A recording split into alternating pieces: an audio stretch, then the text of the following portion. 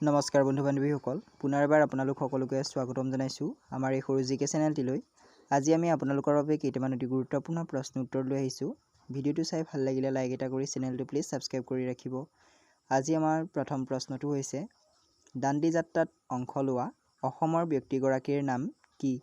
কনকলাল বৰুৱা, চন্দ্ৰধৰ বৰুৱা, লীলাধৰ বৰুৱা, গোলাপ বৰবৰা।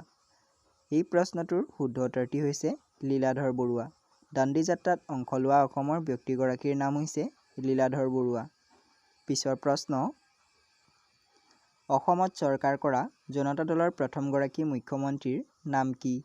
ৰঞ্জিত সিং, ভূমিধৰ বৰ্মন, গোলাপ বৰবৰা, গোপীনাথ বৰদলৈ। এই প্ৰশ্নটোৰ শুদ্ধ উত্তৰটি হৈছে গোলাপ বৰবৰা। অসমত চৰকাৰ কৰা জনতা দলৰ প্ৰথমগৰাকী মুখ্যমন্ত্ৰীৰ নাম হৈছে গোলাপ বৰবৰা। পিছৰ প্ৰশ্ন, বিধানসভাৰ অধ্যক্ষক কোনে নিৰ্বাচন কৰে? মুখ্যমন্ত্ৰীয়ে, ৰাজ্যপালে, বিধানসভাৰ সদস্যসকলে, মুখ্য ন্যায়াধীশে। এই প্ৰশ্নটোৰ শুদ্ধ উত্তৰটি হৈছে বিধানসভাৰ সদস্যসকলে।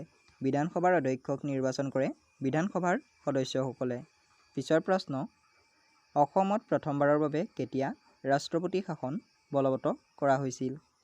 1978 চনত, 1989 চনত, 1979 চনত, 1969 চনত।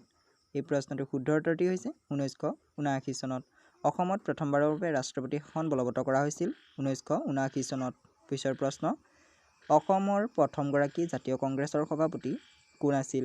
হিমন্ত বিশ্ব শৰ্মা, দেৱকান্ত বৰুৱা, শৰৎচন্দ্ৰ গোস্বামী, বিষ্ণুৰাম মেধি। এই প্ৰশ্নটোৰ শুদ্ধ উত্তৰটি হৈছে দেৱকান্ত বৰুৱা। অসমৰ প্ৰথমগৰাকী জাতীয় কংগ্ৰেছৰ সভাপতি আছিল দেৱকান্ত বৰুৱা। পিছৰ প্ৰশ্ন, অসম বিধানসভাৰ প্ৰথমগৰাকী মহিলা উপাধ্যক্ষাগৰাকীৰ নাম কি? নেহা বৰুৱা, ৰিয়া শৰ্মা, অংগনা বড়ো, বনেলী সংমেন। এই প্ৰশ্নটোৰ শুদ্ধ উত্তৰটি হৈছে বনেলী সংমেন। অসম বিধানসভাৰ প্ৰথমগৰাকী মহিলা উপাধ্যক্ষাগৰাকীৰ নাম হৈছে বনেলী সংমেন। পিছৰ প্ৰশ্ন, স্বাধীনতা আগৰ অসমৰ প্ৰথমগৰাকী মুখ্যমন্ত্ৰীৰ নাম কি আছিল? মহম্মদ ছাদুল্লা, গোপীনাথ বৰদলৈ, বিমলা প্ৰসাদ চলিহা, গোলাপ বৰবৰা। এই প্ৰশ্নটোৰ শুদ্ধ উত্তৰটি হৈছে মহম্মদ ছাদুল্লা।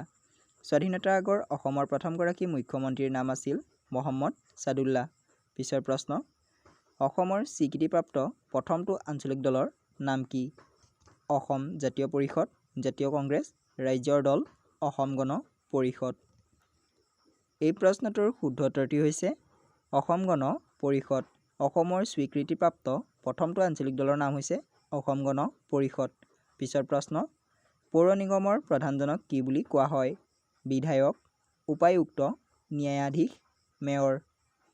এই প্ৰশ্নটোৰ শুদ্ধ উত্তৰটি হৈছে মেয়ৰ। পৌৰ নিগমৰ প্ৰধানজনক মেয়ৰ বুলি কোৱা হয়।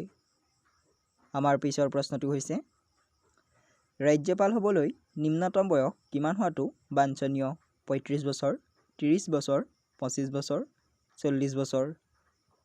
এই প্ৰশ্নটোৰ শুদ্ধ উত্তৰটি হৈছে 35 বছৰ। ৰাজ্যপাল হ'বলৈ নিম্নতম বয়স 35 বছৰ হোৱাটো বাঞ্ছনীয়। পিছৰ প্ৰশ্ন, অসম চুক্তি কেতিয়া স্বাক্ষৰিত হৈছিল? 17 আগষ্ট 1985 চনত, 14 নৱেম্বৰ 1985 চনত, 15 আগষ্ট 1985 চনত, 15 অক্টোবৰ 1985 চনত। এই প্ৰশ্নটোৰ শুদ্ধ উত্তৰটি হৈছে 15 আগষ্ট 1985 চনত। অসম চুক্তি স্বাক্ষৰিত হৈছিল 15 আগষ্ট 1985 চনত। পিছৰ প্ৰশ্ন, অসম চুক্তিৰ সময়ত ভাৰতৰ প্ৰধানমন্ত্ৰী কোন আছিল? ৰাজীৱ গান্ধী, মনমোহন সিং, নৰেন্দ্ৰ মোদী, জৱাহৰলাল নেহৰু। এই প্ৰশ্নটোৰ শুদ্ধ উত্তৰটি হৈছে ৰাজীৱ গান্ধী। অসম চুক্তিৰ সময়ত ভাৰতৰ প্ৰধানমন্ত্ৰী আছিল ৰাজীৱ গান্ধী। যদি এই ভিডিঅ'টো চাই ভাল লাগিল তেনেহ'লে লাইক এটা কৰি চেনেলটো প্লিজ ছাবস্ক্ৰাইব কৰি ৰাখিব। ধন্যবাদ।